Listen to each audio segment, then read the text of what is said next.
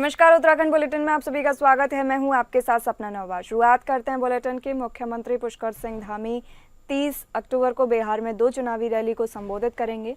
ये चुनावी जनसभा मोतिहारी जिले के कल्याणपुर और हरसिद्धि विधानसभा क्षेत्र में होगी। बिहार विधानसभा चुनाव के लिए भाजपा नेतृत्व ने जिन प्रमुख नेताओं को प्रचार की जिम्मेदारी सौंपी है, उसमें मुख्यमंत्री पुष्कर सिंह धामी भी शामिल हैं। समान नागरिक संहिता समेत अपने कई निर्णयों के लिए सीएम धामी सुर्खियों में रहे हैं। सीएम धामी बिहार चुनाव में इससे पहले गोरिया कोठी, वारसलीगंज, सिवान विधानसभा क्षेत्रों में पार्टी प्रत्याशियों के लिए प्रचार कर चुके हैं। एक बार फिर मुख्यमंत्री ने चुनाव जनसभाओं में वोट मांगेंगे।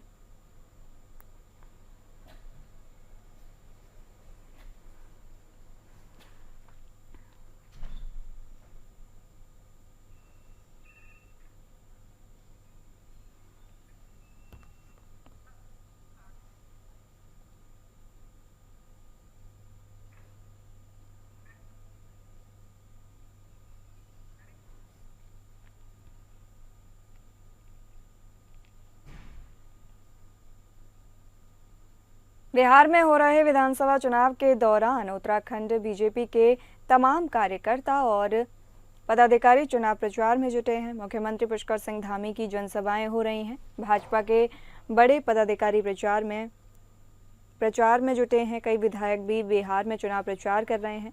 उत्तराखंड बीजेपी के प्रदेश अध्यक्ष महेंद्र भट्ट ने कहा कि 1 साल से उत्तराखंड में बीजेपी उन लोगों से संपर्क कर रही है जो बिहार से है और उत्तराखंड में रह रहे हैं।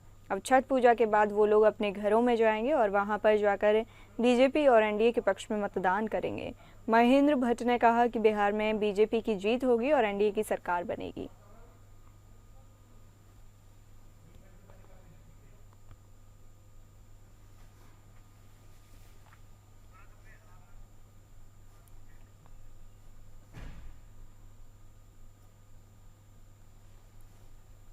आपको बता दें कि बिहार में हो रहे विधानसभा चुनाव के दौरान उत्तराखंड बीजेपी के तमाम कार्यकर्ता और पदाधिकारी चुनाव प्रचार में जुटे हैं। मुख्यमंत्री पुष्कर सिंह धामी की जनसभाएं हो रही हैं। भाजपा के बड़े पदाधिकारी प्रचार में जुटे हैं और कई विधायक भी बिहार में चुनाव प्रचार कर रहे हैं। उत्तराखंड बीजेपी के प्रदेश अध्यक्ष महेंद्र भट्ट ने कहा कि 1 साल से उत्तराखंड में बीजेपी उन लोगों से संपर्क कर रही है जो बिहार से हैं और उत्तराखंड में रह रहे हैं। अब छठ पूजा के बाद वो लोग अपने घरों में जाएंगे और वहां पर जाकर बीजेपी और एनडीए के पक्ष में मतदान करेंगे। महेंद्र भट्ट ने कहा कि बिहार में बीजेपी की जीत होगी और एनडीए की सरकार बनेगी।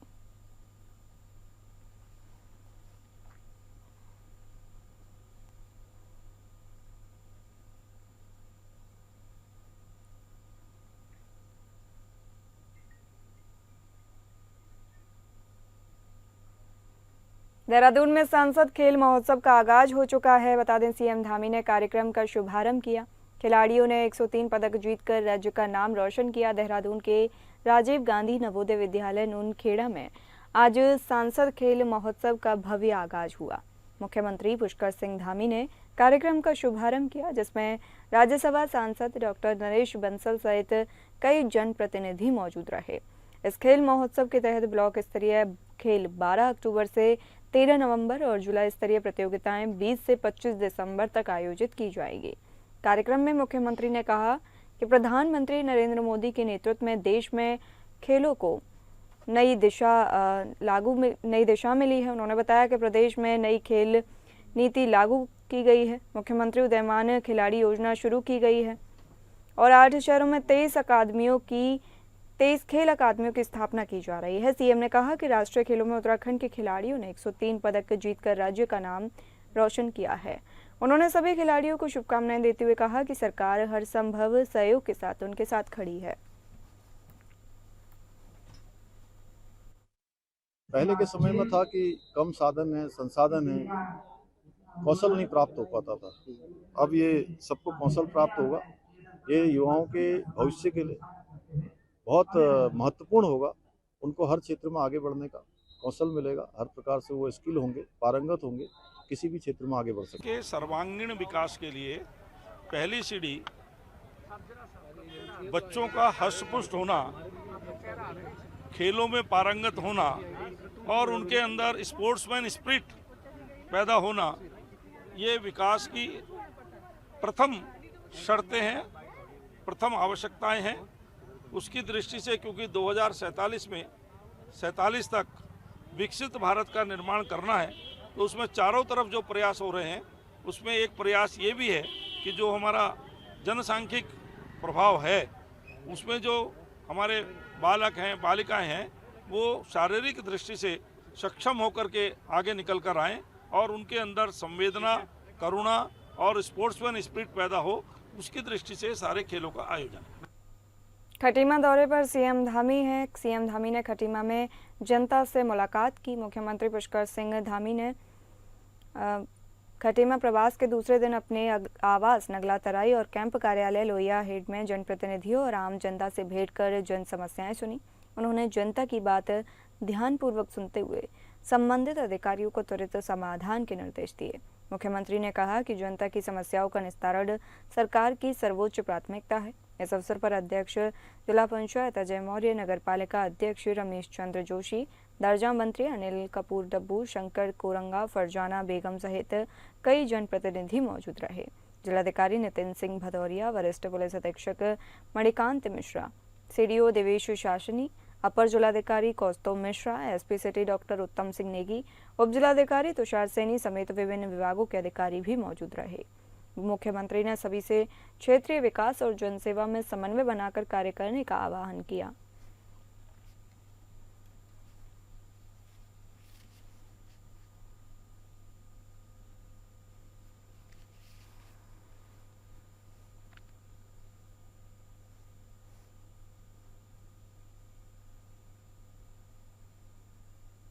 देहरादून में राज्य गठन महोत्सव की तैयारी शुरू हो चुकी है। बता दें 23 वर्ष पूरे होने पर कार्यक्रम की तैयारी है।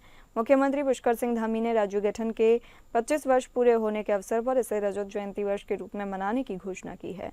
उन्होंने कहा कि यह अवसर उत्तराखंड की विकास यात्रा के नए युग की शुरुआत का प्रतीक होगा। मुख्यमंत्री ने बताया कि प्रदेश भर में इस मौके पर भव्य आयोजन किए जाएंगे ताकि राज्य के निर्माण से लेकर अब तक की उपलब्धियों को याद किया जा सके और आने वाले वर्षों के लिए विकास का नया संकल्प लिया जा सके। मुख्यमंत्री ने कहा कि रजत जयंती के अवसर पर 3 और 4 नवंबर को विशेष कार्यक्रमों का आयोजन किया जाएगा, जिसमें राष्ट्रपति द्रौपदी मुर्मू मुख्य अतिथि के रूप में उत्तराखंड आएंगी। वहीं प्रधानमंत्री नरेंद्र मोदी का भी राज्य दौरा प्रस्तावित है। मुख्यमंत्री ने बताया कि प्रधानमंत्री का उत्तराखंड के प्रति विशेष लगाव रहा है और उनका आगमन प्रदेशवासियों के लिए प्रेरणा का स्रोत बनेगा। उन्होंने कहा कि प्रधानमंत्री मोदी के मन में उत्तराखंड बसता है और हर उत्तराखंडी के दिल में प्रधानमंत्री मोदी के प्रति गहरा स्नेह है। ऐसे में प्रधानमंत्री का आना न केवल रजत जयंती समारोह को गौरव प्रदान करेगा, बल्कि राज्य के विकास के लिए नई ऊर्जा और दिशा भी देगा। हमारे राज्य स्थापना का 25 साल पूरा हो रहा है और राज्य की रजत जयंती वर्ष ये हमारा वर्ष है। इसको रजतोत्सव के रूप में हम सब आगे के लिए एक लंबी उड़ान, लंबी ऊर्जा के साथ आगे बढ़ेंगे। इसमें माननीय राष्ट्रपति महोदय भी आ रही हैं और उनका भी कार्यक्रम हमारा 3 और 4 तारीख को राज्य के अंदर रहेगा। विधानसभा का जो संयुक्त अधिवेशन हमारा अधिवेशन होगा, उसको भी वो संबोधित करेंगी। इसके साथ साथ आदरणीय प्रधानमंत्री जी भी हमारे इस रजतोत्सव में शामिल होकर देहरादून में रजत जयंती को लेकर कटाक्ष। कांग्रेस प्रदेश अध्यक्ष करण माहरा पर कटाक्ष। उत्तराखंड राज्य अपने स्थापना का रजत जयंती वर्ष मनाने जा रहा है। 9 नवंबर को उत्तराखंड गठन के 25 साल पूरे हो जाएंगे। 25 साल की उपलब्धियों पर कांग्रेस के प्रदेश अध्यक्ष करण माहरा ने कहा कि उत्तराखंड में तमाम विकास कार्य हुए हैं। पूर्ववर्ती नारायण दत्त तिवारी सरकार के दौरान तमाम उद्योगों की स्थापना हुई। उसके बाद भी कांग्रेस सरकार के कार्यकाल के दौरान तमाम विकास कार्य हुए। उन्होंने कहा कि 2013 की आपदा के बाद सभी व्यवस्थाओं को पटरी पर लाने का प्रयास किया गया। वर्तमान सरकार पर कटाक्ष करते हुए उन्होंने कहा कि प्रदेश की आर्थिकी काफ़ी कमज़ोर है, महिला अपराधों में बढ़ोतरी हुई है, एनसीआरबी की रिपोर्ट भी काफ़ी खतरनाक है और प्रदेश में 2022 और 2025 में भर्ती घोटाले हुए हैं, जिसमें भाजपा के लोग ही शामिल रहे हैं। राज्य कर्ज में डूब रहा है। मानसून सीजन के दौरान प्रदेश में आपदा की भरपाई के लिए प्रदेश सरकार ने केंद्र से 5700 करोड़ रुपए की मांग की, जबकि प्रधानमंत्री ने न केवल 1200 करोड़ रुपए देने की घोषणा की। और प्रदेश के प्रधानमंत्री से 57,000 रुपये की जो है 5,700 करोड़ रुपए की डिमांड सरकार ने की, जिसके एवज में प्रधानमंत्री जी ने 1200 करोड़ रुपए देने की घोषणा की। जिस राज्य की आपदा को ठीक करने के लिए प्रधानमंत्री केवल 1200 करोड़ देते हैं, जहां 5,700 करोड़ मांगे गए, वहां मुख्यमंत्री अपने को चमकाने के लिए 1,000 करोड़ से ऊपर के विज्ञापन दे देते हैं। तो ये झेल रहा है उत्तराखंड, और ये आप और हम भी झेल रहे हैं। और ऊपर से कोड़ पे खास कहते हैं, अग्निवीर योजना ने रही सही कसर को भी पूरा किया है। उत्तराखंड के दौरे पर ब्रजभूषण सिंह हैं। बता दें, ब्रजभूषण सिंह शरण का जोरदार स्वागत हुआ। वो खबर उत्तराखंड की देहरादून से है, जहां उत्तराखंड के कैबिनेट मंत्री गणेश जोशी ने देहरादून स्थित अपने आवास पर पूर्व सांसद एवं भारतीय कुश्ती संघ के अध्यक्ष ब्रजभूषण शरण सिंह का हार्दिक स्वागत किया। इस अवसर पर मंत्री जोशी ने पुष्प गुच्छ भेंट कर उनका अभिनंदन किया और उनके साथ विभिन्न सामाजिक एवं राजनीतिक विषयों पर विचार विमर्श किया। उन्होंने सम्मान स्वरूप गणेश जी की मूर्ति भेंट की। मंत्री जोशी ने कहा कि ब्रजभूषण सिंह का अनुभव और जनसेवा के प्रति समर्पण हम सभी के लिए प्रेरणा स्रोत है। उन्होंने प्रदेश के विकास और जन कल्याण के मुद्दों पर निरंतर मार्गदर्शन देने के लिए उनका आभार जताया।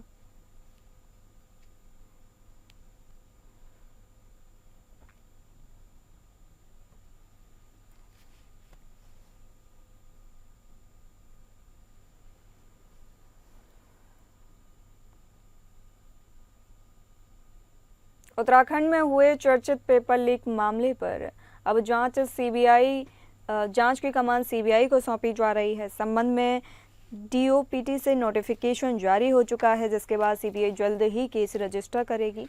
विजिलेंस विभाग के आईजी वीआर मुरुगेशन ने बताया कि जैसे ही सीबीआई की ओर से औपचारिक मांग की जाएगी, केस डायरी और अन्य दस्तावेज तुरंत उन्हें सौंप दिए जाएंगे। उन्होंने कहा कि विजिलेंस विभाग ने पहले से ही सभी दस्तावेज तैयार रखे हैं ताकि जांच में किसी प्रकार की देरी ना हो। मुरुगेशन ने बताया कि अब तक विजिलेंस की ओर से की गई कार्रवाई की पूरी केस डायरी सीबीआई को ट्रांसफर कर दी जाएगी। इसके बाद आगे की जांच और संबंधित प्रक्रियाएं सीबीआई के माध्यम से पूरी की जाएंगी। उन्होंने कहा कि राज्य सरकार की ओर से सतर्कता और पारदर्शिता सुनिश्चित करने के लिए ये कदम उठाया गया है ताकि मामले की निष्पक्ष और गहनता से जाँच हो सके।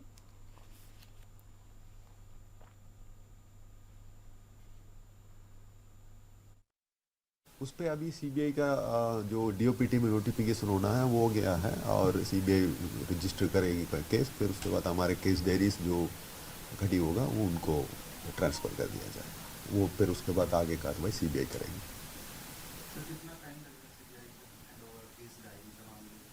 वो तो जैसे हमसे डिमांड करते हैं तुरंत हमने रेडी रखने के लिए बोल दिया है, तो तुरंत उनको दे देंगे, हैंड ओवर कर देंगे।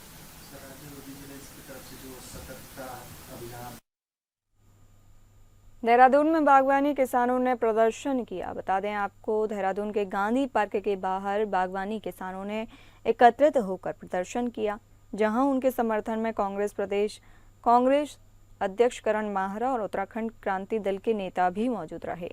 पर्वतीय कृषक बागवान उद्यमी संगठन के बैनर तले एकत्रित हुए किसानों ने हाथों में तख्तियां लेकर नारेबाजी की है, जहां हाथ में कटोरा लेकर सरकार पर गंभीर आरोप भी लगाए।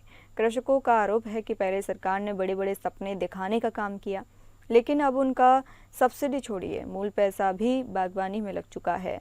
सरकार बार बार पैसा आने की बात कर रही है, लेकिन आज तक कोई मदद उनको नहीं मिल पाई है, जिसके चलते अब वो हाथ में कटोरा लेकर प्रदर्शन करने को मजबूर हैं। बताते चलें, देहरादून के गांधी पार्क के बाहर बागवानी किसानों ने एकत्रित होकर प्रदर्शन किया है, जहां उनके समर्थन में कांग्रेस अध्यक्ष करण माहरा और उत्तराखंड क्रांति दल के नेता भी मौजूद रहे। पर्वतीय कृषक बागवान उद्यमी संगठन के बैनर तले एकत्रित हुए किसानों ने हाथों में तख्तियां लेकर नारेबाजी की, जहां हाथ में कटोरा लेकर सरकार पर गंभीर आरोप लगाए। कृषकों का आरोप है कि पहले सरकार ने बड़े बड़े सपने दिखाने का काम किया, लेकिन अब उनकी सब्सिडी छोड़िए मूल पैसा भी बागवानी में लग चुका है। सरकार बार बार पैसा आने की बात कर रही है, लेकिन आज तक कोई भी मदद उनको नहीं मिल पाई है, जिसके चलते अब वो हाथ में कटोरा लेकर प्रदर्शन करने को मजबूर हैं।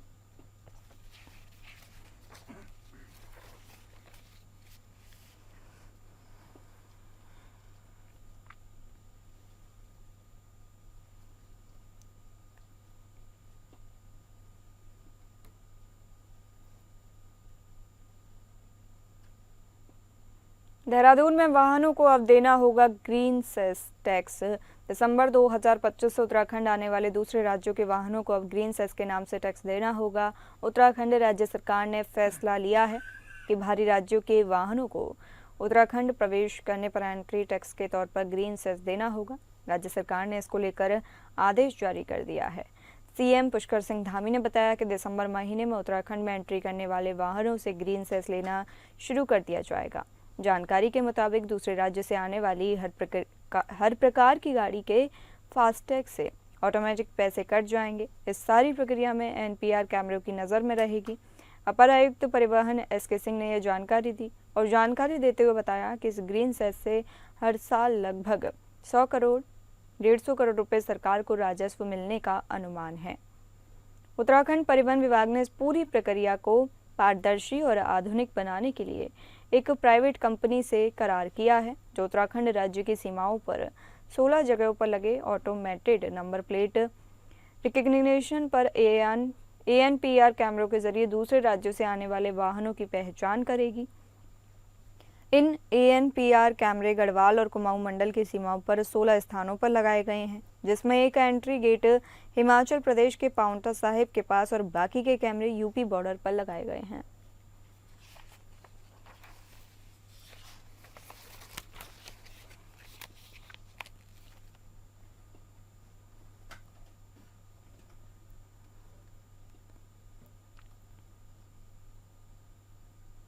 देहरादून में आयोजित बैठक के बाद कृषि एवं कृषक कल्याण की गणेश जोशी ने जानकारी दी कि मिशन एप्पल और अति सघन से बागवानी योजना के अंतर्गत किसानों की लगभग 57 करोड़ 30 लाख रुपए की राज्य सहायता का भुगतान लंबित है।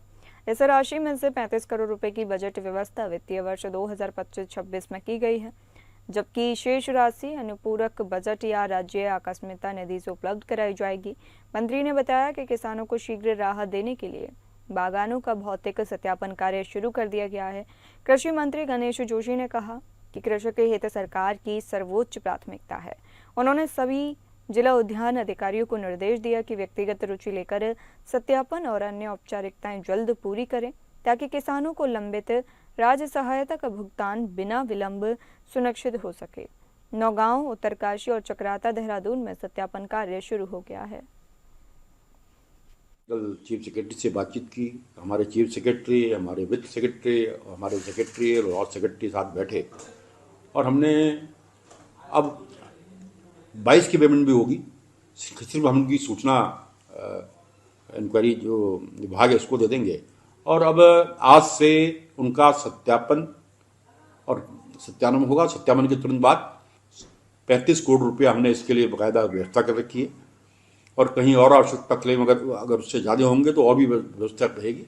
और मैंने सीएम साहब से ही बात की है, तो किसानों के हितों के साथ कोई समझौता नहीं होगा और उनकी एक एक पैसा सरकार किसानों के खाते में डालेगी। आज पचवा दून में आस्था का सागर तब उमड़ पड़ा जब छठी मैया की आराधना में डूबे श्रद्धालुओं ने नदी तालाबों के किनारे पहुंचकर पूरे विधि विधान से उगते सूरज को अर्घ्य अर्पित किया। सुबह की ठंड को मात देते हुए हजारों महिलाओं ने जल में खड़े होकर परिवार की सुख समृद्धि की कामना की। श्रद्धा, त्याग और समर्पण से भरे इस पर्व पर प्रेमनगर, सेलाकोई, डाक पत्थर, गंगमेवा, बावड़ी और आसपास के घाटों पर श्रद्धालुओं की भीड़ उमड़ पड़ी। दूर दराज से पहुंचे लोगों ने छठ मैया के जय घोषों से वातावरण को भक्तिमय बना दिया। वहीं प्रशासन की तैयारियां भी इस बार पूरी दिखीं। लाइट, पार्किंग और बैठने की व्यवस्थाएं सुचारू रहीं, जिससे श्रद्धालुओं को किसी भी तरह की दिक्कत का सामना नहीं करना पड़ा।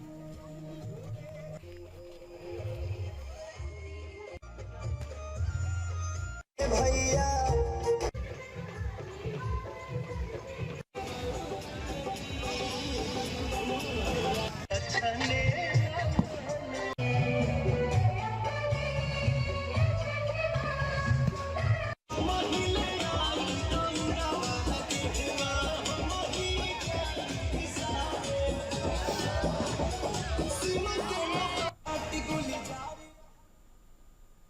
रुद्रपुर में महापौर विकास शर्मा ने सूर्य उपासना के महापर्व छठ पर शहर के विभिन्न छठ घाटों का भ्रमण किया और श्रद्धालुओं से मुलाकात की और पूजा अर्चना कर नगर की सुख समृद्धि की कामना की। रविंद्र नगर में पूर्वांचल समाज समिति द्वारा आयोजित छठ महोत्सव में मुख्य अतिथि के रूप में शामिल महापौर को समाज की ओर से शॉल और स्मृति चिन्ह देकर सम्मानित किया। महापौर ने कहा कि छठ पर्व आस्था, अनुशासन और पर्यावरण संरक्षण का प्रतीक है, जो सूर्य, जल और प्रकृति के प्रति कृतज्ञता व्यक्त करने का संदेश देता है।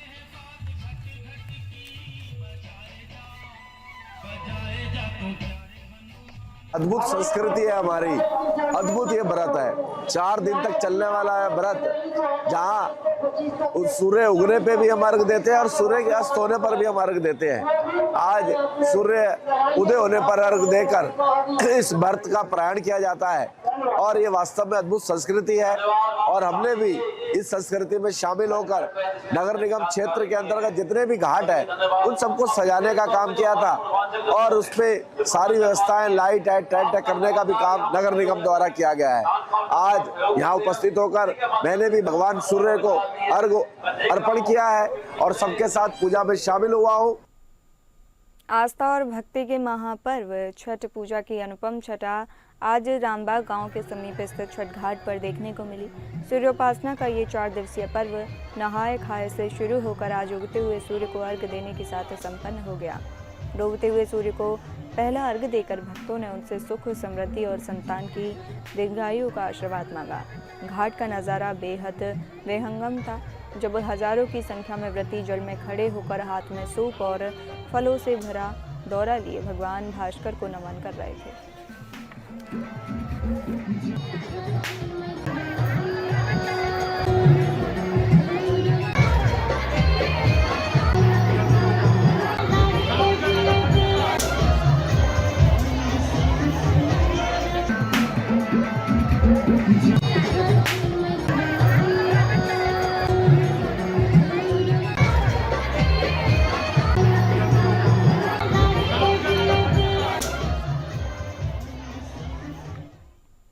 फिलहाल इस बुलेटिन में इतना ही। नमस्कार।